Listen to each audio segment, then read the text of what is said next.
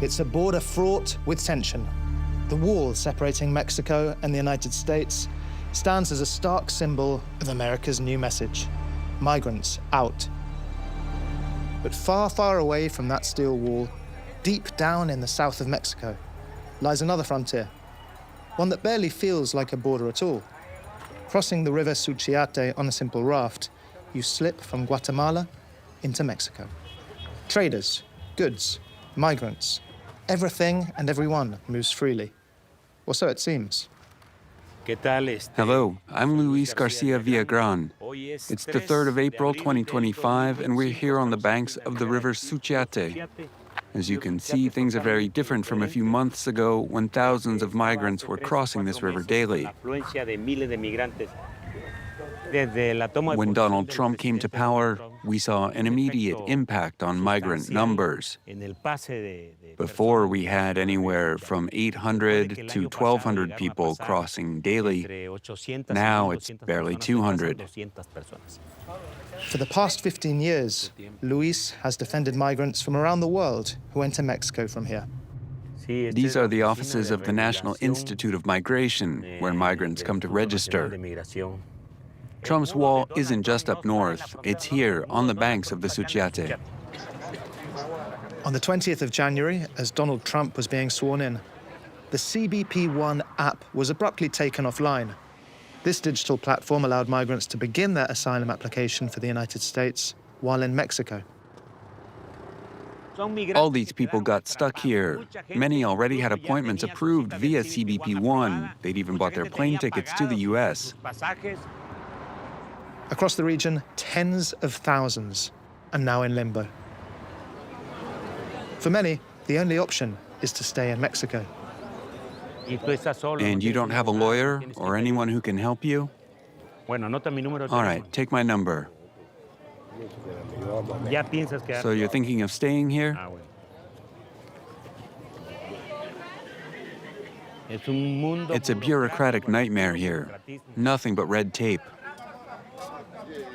The refugee office rejected your case? All right, I can help you. I'm an immigration lawyer. But if your case doesn't move forward, would you be ready to leave Tapachula on foot? Oh no, my feet weren't made for that. Luis is also trying to revive a practice he knows well: migrant caravans. For years, amid relentless controversy, he gathered together thousands of migrants to walk to the US border in large groups. The goal was to put pressure on the Mexican authorities to guarantee migrants' safety and to provide them with the documents they needed to travel legally. Over the years, tens of thousands made it to the US border this way. But many were left stranded, and sometimes they didn't make it far at all. The caravans were often broken up just a few hundred miles in. There are no more migrants. None at all. I even shut down the canteen where we used to feed them. It's been closed since Monday. So how do you organize a caravan now? With whom? To go where? They're not even trying to head north anymore. And that's what surprises me most. Father Heyman has been working alongside Luis for years. Together, they have long denounced the collusion between authorities and organized crime along the river Suchiate. Criminal networks. They're the ones who intercepted migrants along the river. They did it in broad daylight. The authorities knew what was happening, but they didn't lift a finger. The criminals had even set up a huge tent by the riverbank, where they held the migrants before taking them. God knows where. And everyone knew what was going on. I reckon organized crime must be unhappy with the new situation. Because trafficking migrants here was just as lucrative as trafficking drugs.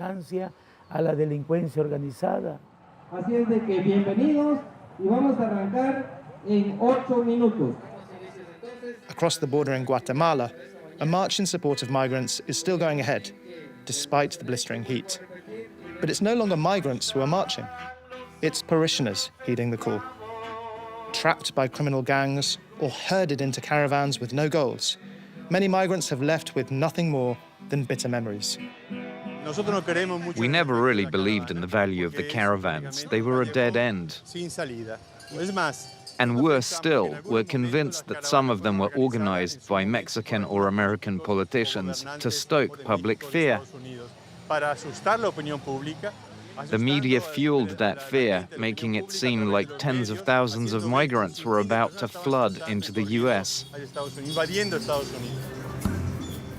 Today, those who fled Central America, Haiti, Venezuela, China, or the Congo are still in Tapachula. But they no longer sleep in public parks as they did a few months ago. They're trying to integrate, like Lorenzo, his wife, and their 4 children. We started selling food because we don't have work permits here. So we make traditional Honduran food so people can taste it. We prepare baleadas and that kind of thing. But if we were allowed to work in construction, clothing, catering, any kind of job really, we'd jump at it. Luis is helping the family free of charge, guiding them through the process of securing permanent residency in Mexico. Here it is.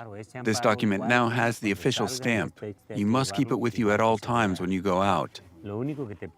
It's a lengthy ordeal, but with this piece of paper, they're protected from deportation.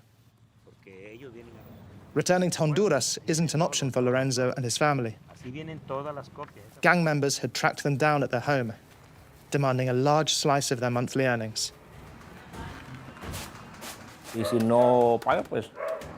And if you didn't pay, they'd send you a message saying, "We'll kill you all."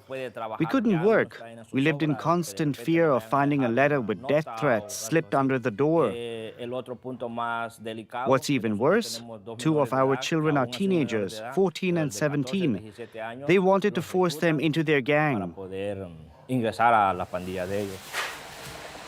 Their plan now is to settle in an industrial town in northern Mexico to once again evade criminals, those who had threatened them on the banks of the Suchiate River. There, near the boats used by local traders, there were countless armed men. One of them stopped me and said, "You'll pay for each person to cross. There are 6 of you. Fine, it's this much. You'll cross with me, and on the other side, another of our men will demand more money. If you can't pay, we'll take your children. We'll rape your wife. And you'll disappear."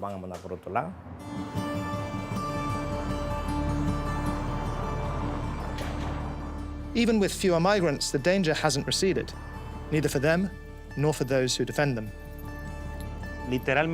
I really am going to have to flee Chiapas. I've cleared out the house, just sold it. My wife and kids are already gone.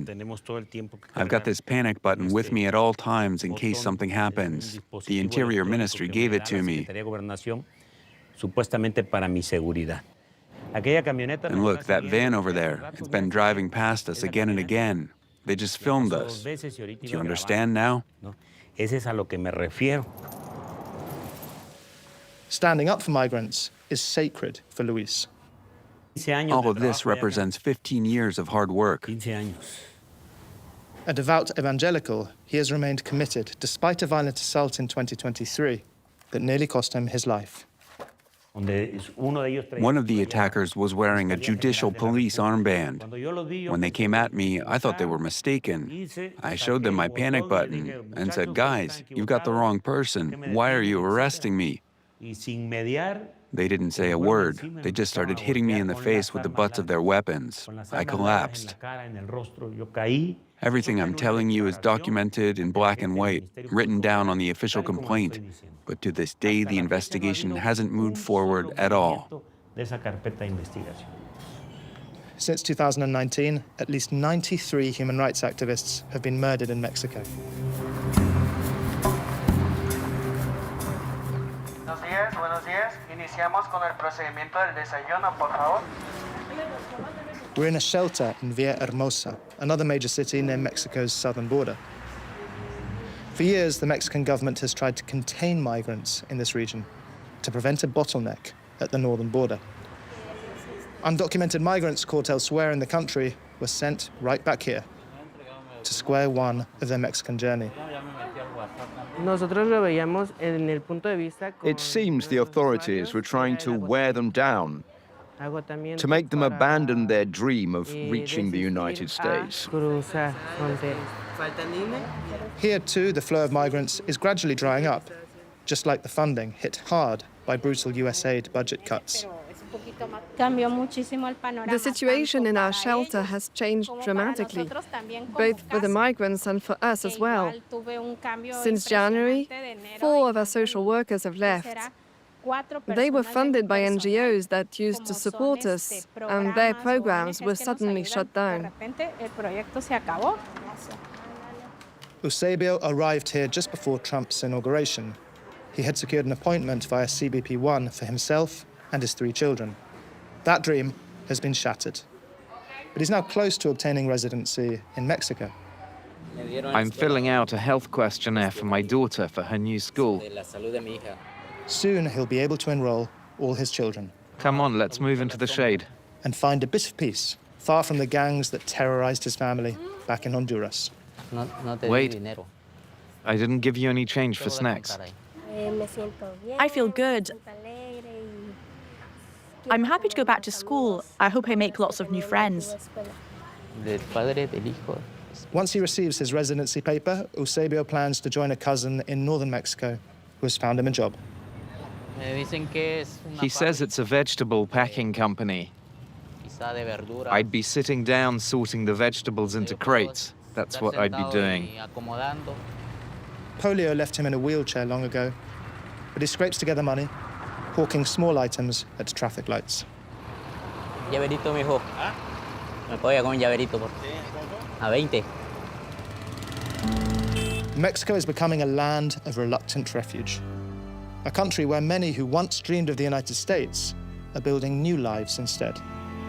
With a rather strong economy and a population relatively sympathetic to migrants' plight, some, like Eusebio, say they have no regrets. Like many, he can't go back. Now he must build a Mexican dream to replace the American one.